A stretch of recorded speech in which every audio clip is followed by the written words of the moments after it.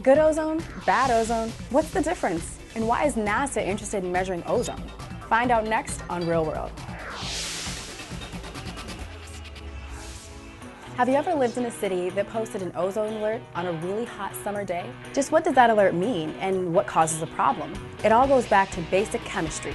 You see, the oxygen we breathe is actually a molecule made up of 2 oxygen atoms. So its molecular formula is O2. Ozone is an unstable and reactive form of oxygen that is made up of 3 oxygen atoms. So its molecular formula is O3. Now, that difference of 1 oxygen atom might seem insignificant, but it's actually a huge deal.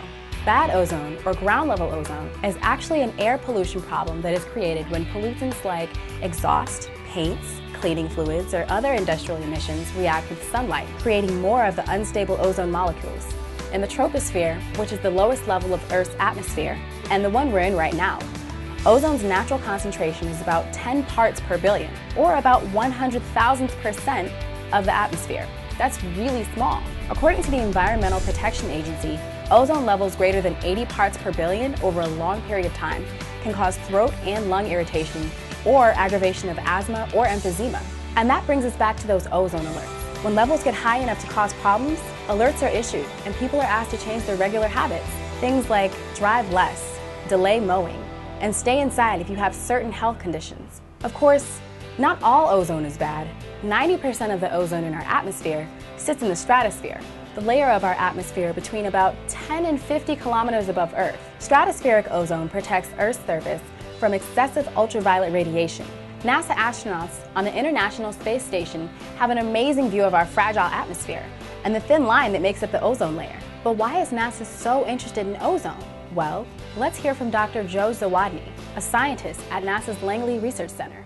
In the mid-1980s, we discovered that there was an ozone hole in the Antarctic, and shortly thereafter we discovered that the global ozone layer was decreasing. We discovered the reason behind that was due to chlorine compounds released by humans. Chlorine was seen to peak and then started to decrease in the late 1990s. And we've seen global decrease in ozone flatten out. It now has a slight increasing trend. In order to understand how ozone might be changing, it needs to be measured. The most common unit for measuring ozone is called the Dobson unit.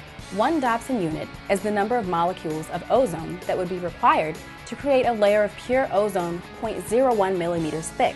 Of course, ozone isn't all packed into a single layer in the Earth's atmosphere. It's dispersed throughout it.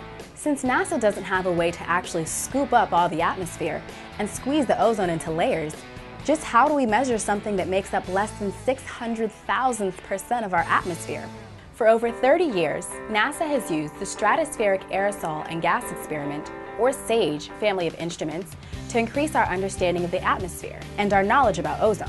And the latest generation, SAGE 3, is catching a ride on the International Space Station, bringing a whole new perspective to the problem. So SAGE 3 measures ozone 3 different ways. We use a technique called solar occultation, where we look at the sun directly with the instrument and then look through the atmosphere as the sun sets or rises. We can also do the same thing using the moon. Moon's 1,000,000 times dimmer, so it's a little bit more difficult. And the third way is we can just look at scattered sunlight, look at the atmosphere and just look at the blue sky, if you will. And molecules like ozone have unique absorption features in them that are easily detectable.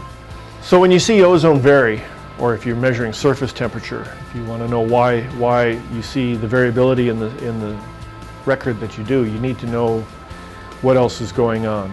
So what the aerosols were doing, what some of the important chemical species that control ozone, what they were doing. And only by understanding that variability can you get at the underlying variability that you may not fully understand. The measurements collected from SAGE 3 will provide valuable information to the global scientific community, helping us answer questions like, how is our global Earth system changing? How do human activities influence our climate? And what can we do to protect our atmosphere?